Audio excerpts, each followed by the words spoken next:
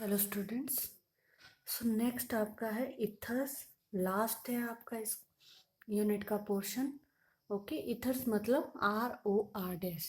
ये वाला alkyl group अलग, ये वाला अलग। ओके, एल्कॉक्सी एल्केन, इसको डिफ्रेंशिएट करने के लिए R डैश लिखा हुआ है। ठीक है, तो फर्स्ट हम इसकी प्रिपरेशंस करते हैं। दो मेथड हैं जनरली प्रिपेयर करने के इथर्स को। एक है डिहाइड्रेशन मेथड और एक है Williamson synthesis. Bye dehydration of alcohol जो है हम क्या कर सकते हैं, इथर्स प्रिपेयर कर सकते हैं। कैसे?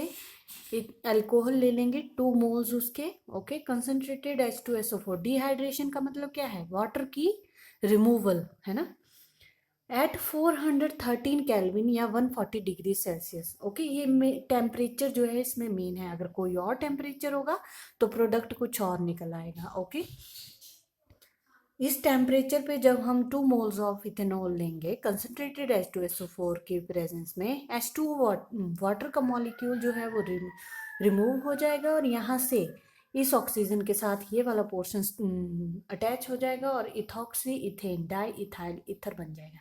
ये IUPAC नेम है और ये कॉमन नेम है। ओके, अब दोनों तरफ सेम है तो इसलिए हम इनको डाई इथाइल ईथर भी लिख देते हैं। ठीक है, यहाँ पे देख लो, मैं अगर आपको डिफरेंस बताऊं टेम्परेचर का क्या है, कि यहाँ पे हमने 413 केल्विन लिया है ना।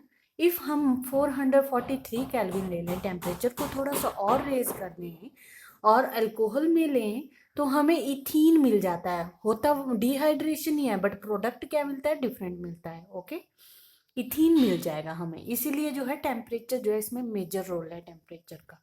ओके, तो जब आपको इसकी रिएक्शन लिखनी हो तो टेम्परेचर आपको 413 केल्विन जो है रखना पड़ेगा। ईथर्स हमने प्रिपेयर कर लिए। नेक्स्ट मेथड है विलियमसन सिंथेसिस।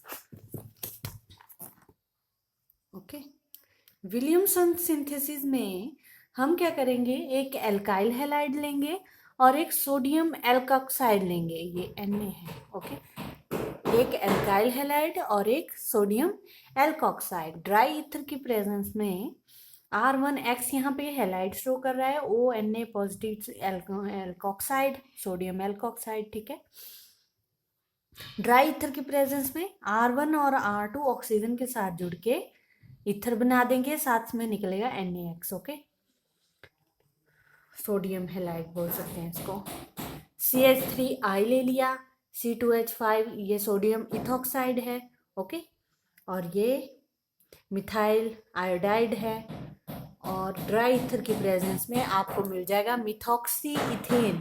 तो छोटे पार्ट को हम ऑक्सी बोलते हैं, मिथॉक्सी ऑक्सी लगा देते हैं उसके सफिक्स में, और बड़े पार्ट को इथेन एल्केन। ठीक है, आपको नेमिंग बताई हुई है इथर्स की नेमिंग कैसे करते हैं, प्लस NaI।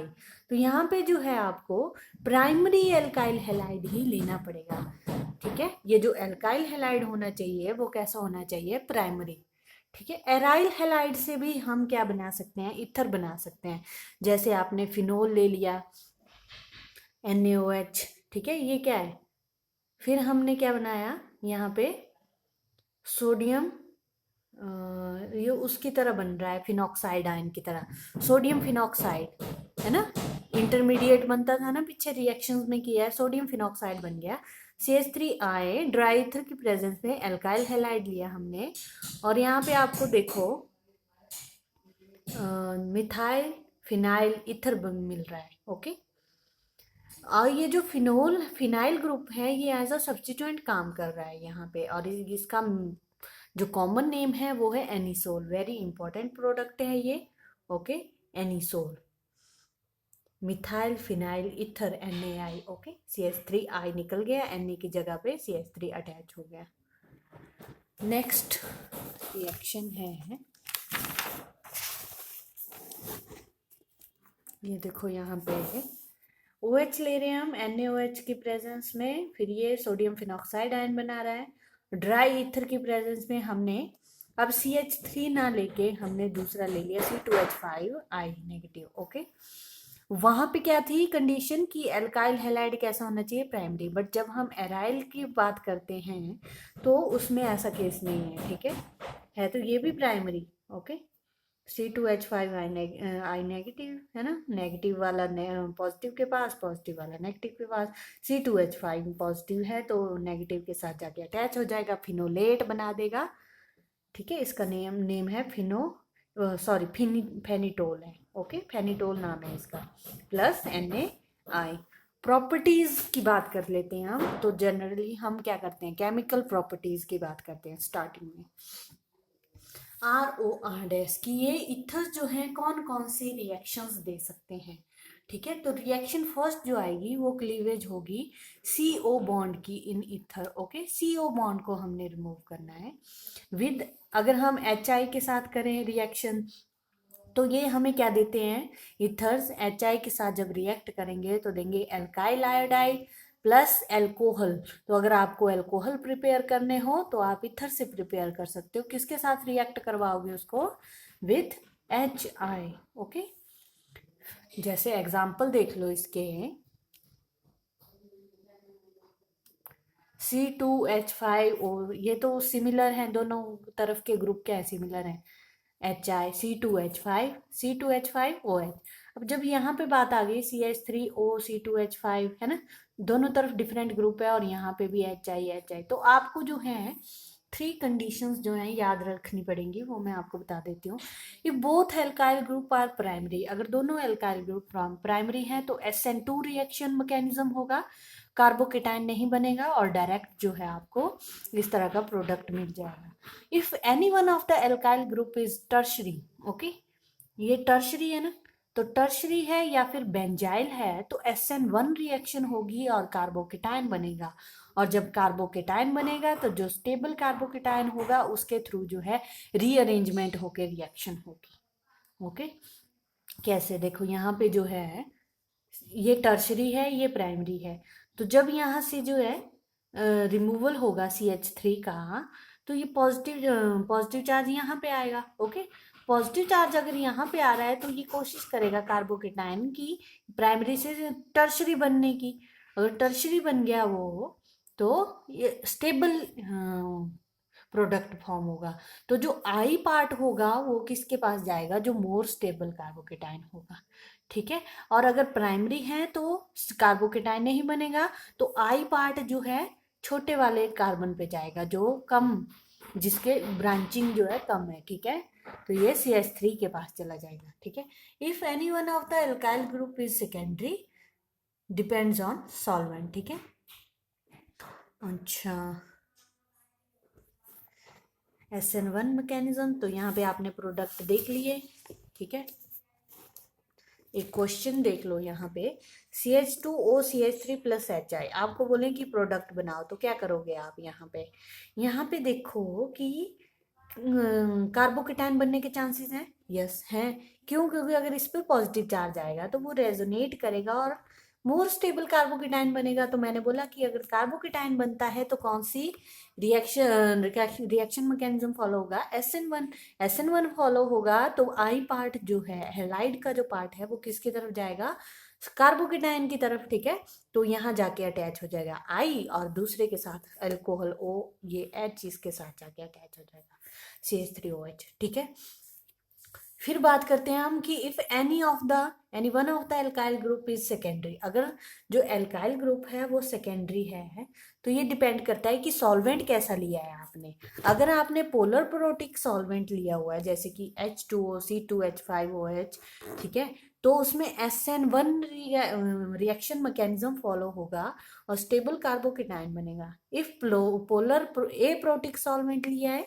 जैसे कि एसिटिक एसिड, ठीक है, तो SN2 मैकेनिज्म फॉलो होगा और कार्बन आयोडीन का जो पार्ट है वो उस तरफ जाएगा जिस तरफ लेस क्राउडेड या लेस स्टेरिक हिंड्रेंस होगी। ठीक है, इसके ऊपर जो है क्वेश्चन भी है ये कि किस तरह से आपने सॉल्व करना है। देखो, CH3 CH3CHO CH3HI, एक तरफ आपको सॉल्वेंट दिया H2O, एक तरफ दिया हुआ है CH3C double bond O CH3। Okay, propanone भी बोल सकते हैं इसको आप। तो H2O अगर हो तो कौन सा मैकेनिज्म फॉलो होगा, ये कौन सा सॉल्वेंट है? H2O। पोलर प्रोटिक सॉल्वेंट्स होते हैं, वहां पे SN1 मैकेनिज्म फॉलो होता है। SN1 मैकेनिज्म फॉलो होता है तो आई पार्ट वहां पे जाएगा जहाँ पे स्टेबल कार्बोकेटाइन बनेगा। तो यहाँ पे देखो स्टेबल कार्बोकेटाइन बनने के चांसेस कहाँ पे है? इस तरफ। क्यों? क्योंकि ये क्या है? सेकेंडरी है ना। तो इसलिए आई पार्ट किसकी तरफ जा रहा है? CH3 की तरफ, और अल्कोहल दूसरी साइड से। अब यहाँ पे देखो ये क्या है? पोलर ए प्रोटिक सॉल्वेंट है, तो SN2 मैकेनिज्म होगा, आई पार्ट वहां जाएगा जहाँ पे लेस स्टेरिक हिंड्रेंस होगी। तो इसमें देखो लेस स्टेरिक हिंड्रेंस कहाँ है? यहाँ तो ज़्यादा है, यहाँ कम है। तो आई पार्ट किसकी तरफ आएगा? CH3 की तरफ। तो यहाँ पे और दूसरा बना देगा अल्कोहल, तो यहाँ पे सेकेंडरी अल्कोहल मिलेगा और यहाँ पे प्राइमरी अल्कोहल मिल जाएगा आपको। ठीक है। एराइल इथर्स भी बना सकते हैं, एराइल इथर भी रिएक्शन दे देते हैं। ठीक है, जब फिनाइल ग्रुप जो है ऑक्सीजन के साथ डायरेक्टली अटैच हो, anisole. Okay, HISN2 mechanism follow करेंगे। SN2 मैकेनिज्म क्या हुआ कि नो कार्बोकेटायन, और आई पार्ट वहां जाएगा जहाँ पे लेस स्टेरिक हिंड्रेंस होगी। तो लेस स्टेरिक हिंड्रेंस कहाँ पे? यहाँ पे। क्यों? क्योंकि यहाँ पे इलेक्ट्रॉन चार्ज डेंसिटी ज़्यादा होती है। तो आई पार्ट CH3I और फिनोल। ओके, नेक्स्ट है reaction of aryl ethers due to benzene ring. ठीक है, पहले तो हमने बात की CO बॉन्ड के क्लीवेज की, अब बात करेंगे बेंजीन रिंग की रिएक्शन की। ठीक है, तो बेंजीन रिंग जो होती है एराइल इथर्स में, वो कैसी रिएक्शन देती है? वो देती है इलेक्ट्रोफिलिक सब्स्टिट्यूशन रिएक्शन। क्यों? क्योंकि इसके पास क्या होता है? प्लस M इफेक्ट होता है, मीजोमेरिक इफेक्ट। मैंने बताया था मीजोमेरिक इफेक्ट क्या होता है कि ये जो ऑक्सीजन है, भले ही ये इलेक्ट्रोनेगेटिव है, बट ये अपने इलेक्ट्रॉन जो है रिंग की तरफ धकेल देता है। उसकी वजह से जो है ये OR ग्रुप जो है एक्टिवेट कर देता है बेंजीन रिंग को इलेक्ट्रोफिलिक सब्स्टिट्यूशन के लिए। क्यों? क्योंकि यहाँ पे जो है इलेक्ट्रॉन की डेंसिटी और बढ़ जाती है। जब इलेक्ट्रॉन की डेंसिटी बढ़ जाएगी तो इस पे अटैक कौन करेंगे? जो जिनको इलेक्ट्रॉन की कमी होगी। ठीक है, उनको ही हम बोलते हैं ना इलेक्ट्रोफिलिक, जो इलेक्ट्रॉन लविंग स्पीसीज होती हैं।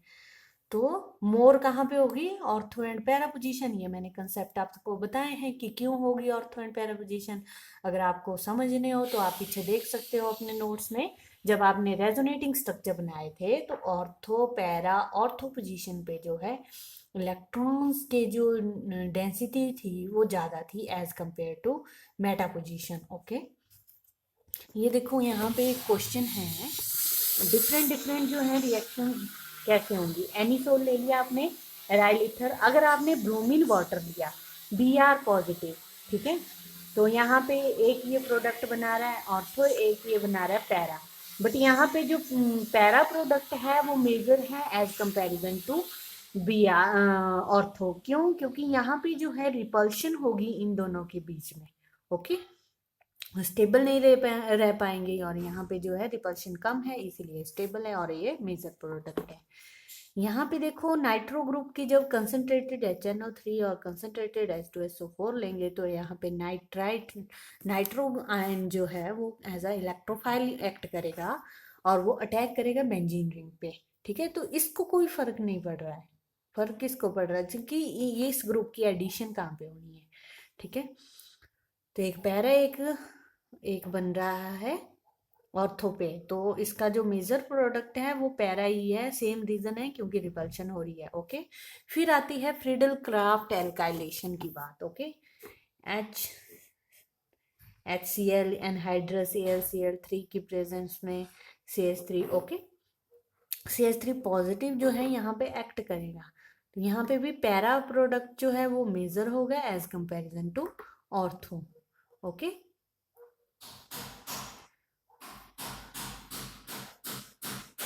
फिर है Friedel Crafts acylation, CH3 C double bond O, Cl anhydrous AlCl3, और यहाँ पे नीचे C double bond O CH3 लगे पैरा पोजीशन पे, एक किस पे?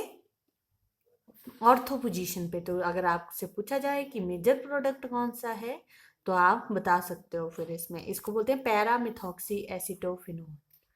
क्या बोलते हैं? पैरामिथॉक्सी एसिटोफिनोन। इसको बोलेंगे ऑर्थोमिथॉक्सी एसिटोफिनोन। ओके, ऐसे बोल सकते हो आप। ओके, और यहाँ पे जो है फिर same para methyl anisole, ortho methyl anisole, para nitro anisole, ortho nitro anisole, para bromine anisole, ortho bromine anisole, इन सब के नाम। बस यहाँ पे डिफरेंस है कि यहाँ पे जो है बेंजीन रिंग जो है अब कीटोन ले लेगा, कीटोन की तरह हो जाएगी फिर। ओके, और ये जो मिथॉक्सी ग्रुप है ये क्या आ जाएगा यहाँ पे, एज अ सब्स्टिट्यूएंट आ जाएगा। ओके, फिजिकल प्रॉपर्टीज की बात कर लेते हैं हम इथर्स की। ठीक है, तो फिर फर्स्ट है कि फिजिकल स्टेट या कलर या ऑर्डर कैसा होता है। तो डाई मिथाइल इथर और इथाइल मिथाइल इथर जो है गैसेस होती हैं ऑर्डिनरी टेम्परेचर पे, while other lower homologous of ethers are colourless liquid with characteristic ether smell. Okay, तो सिर्फ इन दो को छोड़ के बाकी सारे लिक्विड होते हैं। Die methyl ether and ethyl methyl ether जो है वो गैसेज हैं eight ordinary temperature. Dipolar nature की बात करें तो यहाँ पे देखो ये जो आर ग्रुप है ये क्या करते हैं, कार्बन ऑक्सीजन में स्लाइटली पोलर होता है। ठीक है, ये बॉन्ड पोलर होता है और इनकी पोलैरिटी जो है इस तरफ जा रही है, तो ये नेट डाइपोल मोमेंट दे रहे हैं। अगर ये आमने सामने होते तो ये कैंसिल कर देते, ठीक है, बट ये कैंसिल नहीं कर रहे हैं, ये नेट डाइपोल मोमेंट दे रहे हैं। और इनके बीच का एंगल जो होता है आर और आर का, ऑक्सीजन के साथ जो अटैच होते हैं वो 110 डिग्री होता है। तो इसीलिए जो है ये क्या करते हैं, नेट डाइपोल मोमेंट देते हैं 1.15 to 1.3 d। Okay, for example the dipole moment of dimethyl ether is 1.3 d and that of diethyl ether is 1.18 d। Okay, boiling point की बात करें अगर हम, तो ये इनका बॉइलिंग पॉइंट जो है बहुत कम होता है as comparison to alcohols. Alcohols में क्या होता है कि वो एसोसिएशन बना लेते हैं ना, मॉलिक्यूलर एसोसिएशन शो करते हैं, बट ये जो इथर हैं ये इस तरह की मॉलिक्यूलर एसोसिएशन शो नहीं करते, इसीलिए जो है इनका बॉइलिंग पॉइंट बहुत ज़्यादा कम होता है। ठीक है, डाइपोल डाइपोल इंट्रैक्शंस जो होती हैं वो कम होती हैं, ठीक है, वीक होती हैं, इसलिए बॉइलिंग पॉइंट जो है वो लोअर है इथर का, जैसे कि dimethyl ether and ethyl methyl ether are only slightly higher than those of n alkenes. ठीक है, एन एल्कीन यानी कि एल्कीन चेन जो है, सिंपल हाइड्रोकार्बन चेन जो है उनसे भी कई बार कम हो सकता है। क्यों? क्योंकि इनका जो वंडरवॉल फोर्सेस ऑफ अट्रैक्शन होती है इथर मॉलिक्यूल्स की वो कम होती है एज कंपैरिजन टू सिमेट्रिकल। ऐसा क्यों? क्योंकि इनमें जो सिमेट्रिकल अरेंजमेंट नहीं होता है, बट जो एल्केन वगैरह होते हैं उनमें क्या होता है, सिमेट्रिकल अरेंजमेंट होता है, इसी वजह से जो है इनका बॉइलिंग पॉइंट कम होता है। तो यहाँ पे जो है आप देख सको अगर,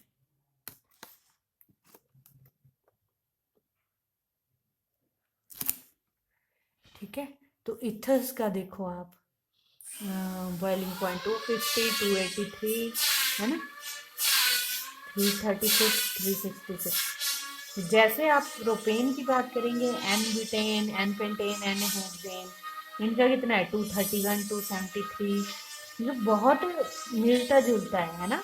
एन एल्केन मास भी, मॉलिक्यूलर मास देखो सेम सेम ही है ना, ये दो ही कम है, अगर सेम होंगे तब तो सेम ही तरह का होगा। यहाँ पे देखो इसका मॉलिक्यूलर मास 100 है और बॉइलिंग पॉइंट क्या है 371 है ना, तो इनका ज़्यादा है एज कंपैरिजन टू इथर्स।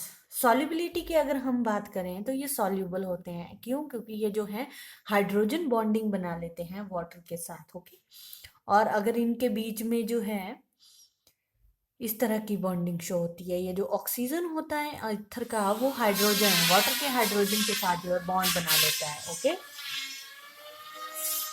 अगर मॉलिक्यूलर मास हम बढ़ा दें तो इथर्स जो है इनका वाटर में सॉल्युबिलिटी कम हो जाती है। क्यों? क्योंकि जो हाइड्रोकार्बन पोर्शन जो है वो इंक्रीज कर जाता है। अगर वो हाइड्रोकार्बन पोर्शन इंक्रीज कर जाएगा तो बॉन्डिंग नहीं हो पाएगी। ठीक है, ऑक्सीजन क्या करने लग जाएगा, फिर दूसरी हाइड्रोकार्बन पोर्शन के साथ बॉन्ड बनाने लग जाएगा।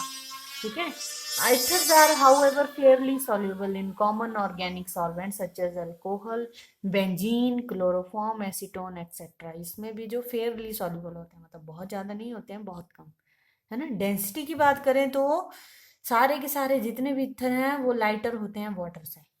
ओके, तो ये था आपका यूनिट। Okay, thank you.